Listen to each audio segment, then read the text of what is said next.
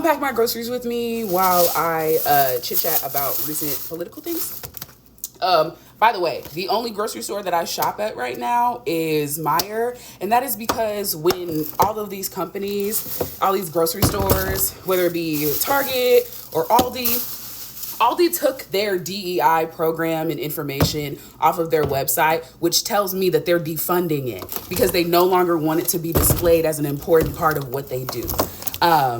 And that just means that they're deprioritizing, you know, the marginalized people who work for them when most of the people who work for Aldi are marginalized. But that's neither here nor there. So I only shop at Meijer because Meijer did not switch up.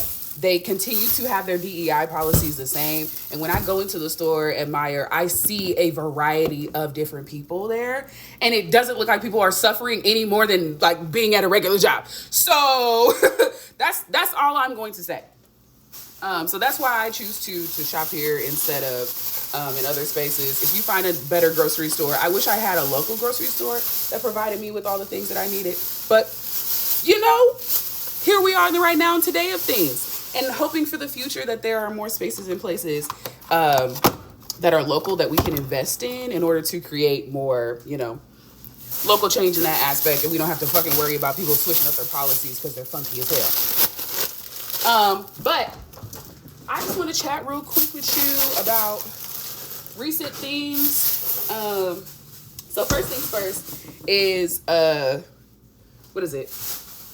U.S. Representative Jasmine Crockettt has just announced that she is running for U.S. Senate. But she announced that she didn't really announce.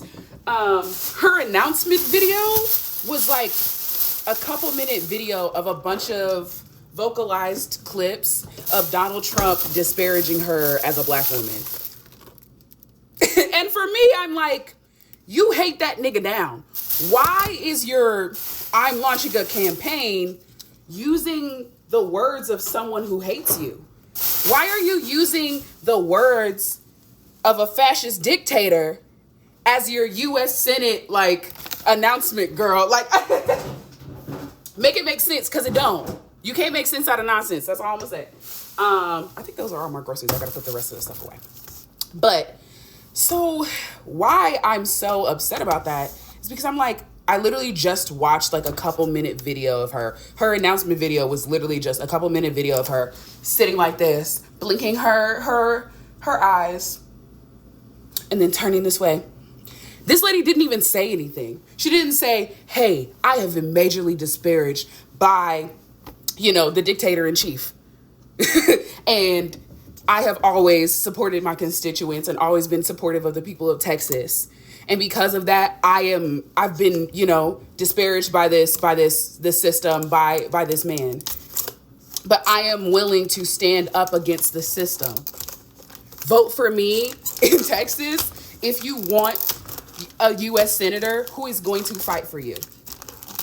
I also briefly watched that video clip that she did with, what's that light-skinned man who a little bit funky? He be around too much and he been in mess for forever. I literally cannot remember his name because I don't want to. He's just a mess.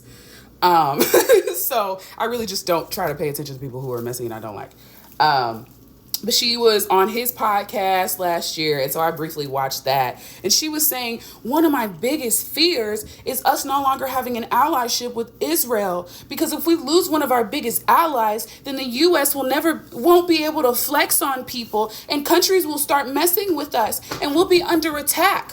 The U.S. has the largest military system in the world. If we wanted to knock out Israel, we could. If we wanted to knock out Russia, we could. If we wanted to knock out Japan and China, we could. If we put the billions and billions and billions and billions of dollars that we put towards the military, like if we used all of the fucking bombs that we have, the bombs that they use to fuck up Hiroshima and Nagasaki, I'm gonna shut the fuck up. If we used all of those bomb reserves that we have, we could literally tear up the entire world because we spend so much money on our defense. So I don't really understand what she means. One of the scariest things is that, like, if we lose our allyship with Israel, then we won't be able to flex on people. People will start to mess with us. The U.S. has not ever been under attack. I don't give a fuck about the bombing of Pearl Harbor. We deserve that fucking shit. You know why? Because we're colonizers. We are colonizers. When you colonize a land, the people retaliate, bitch. When you take away their natural resources, when you kill their families, when you put them in concentration camps in this country, they want to kill your ass. That makes sense. I'm not even mad at Pearl Harbor. But because the U.S. frames it as, we were attacked by Japan, oh, we need to attack them 20 times, 30 times, 100 times more. That's what's fucked up. So first things first, that pisses me off.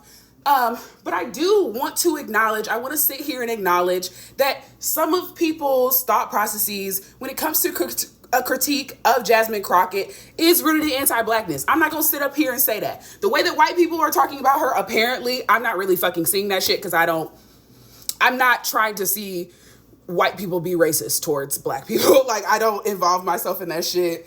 I don't know where they do that at. I don't know what apps they do that at. I don't be on that shit. So, like, yeah, she's a dark-skinned black woman, you know, in a high position or a highly visible position. She's going to get critique, especially, or not even critique, but like disparaged by people who are violent and evil. Yes.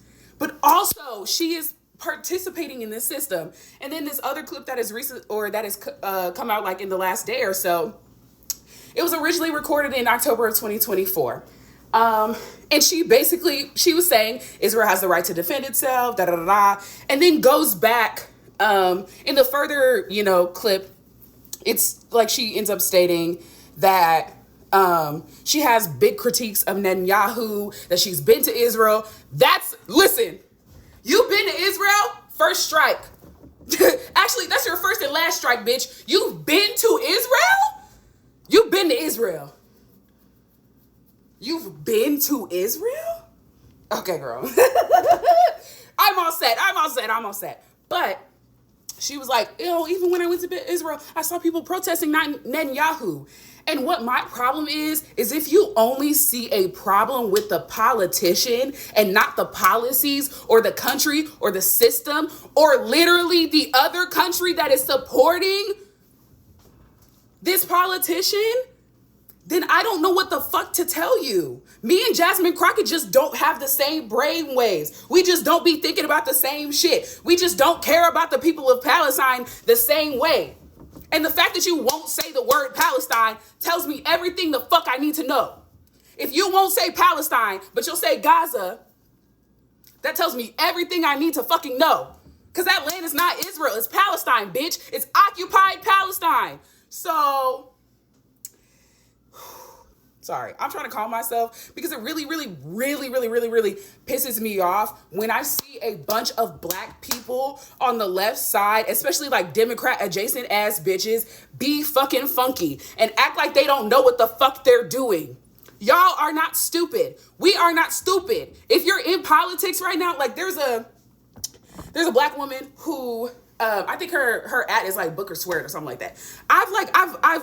She highly critiques the system, but she is very much connected to democratic politics. If you are not critiquing Israel as a state of being, then you're not doing it. If you are not critiquing Israel as a state, if you are not critiquing the origination of this state, then you're not getting it. You're not supporting the constituents. And then people were talking about like, oh, well, yeah, she voted against the different bills that specifically stated that about the U.S. sending bombs to Israel. But the things that she did vote on, first of all, was still sending aid to Israel. It was also sending aid to Haiti and aid to Taiwan. And it limited the amount of bombs that Israel could use with that money. Limited the amount of bombs that Israel could use with the money that the U.S. is giving us. So they can still use that money for bombs. And it's constituent money, right? That's still your constituents' money, right? That's still constituent money, right?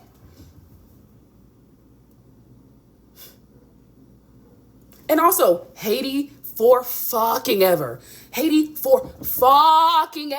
has asked the U.S. to stop, to leave Haiti alone. The reason why Haiti is in the shape that it's in is because of U.S. intervention. Haitian people have literally wanted the U.S. to stop. Stop touching Haiti. Leave Haiti alone. Haitians want to handle their own shit. Let niggas handle their own shit. The reason why Haiti is what it is and why Donald Trump was able to call Haiti a shithole country when he was in his first election is because the U.S. keeps involving themselves in foreign affairs in different states in which, oh, they look bad. Haitian people don't want the U.S. in there. So also giving funding to Haiti is not actually what they want. They want us to leave them the fuck alone.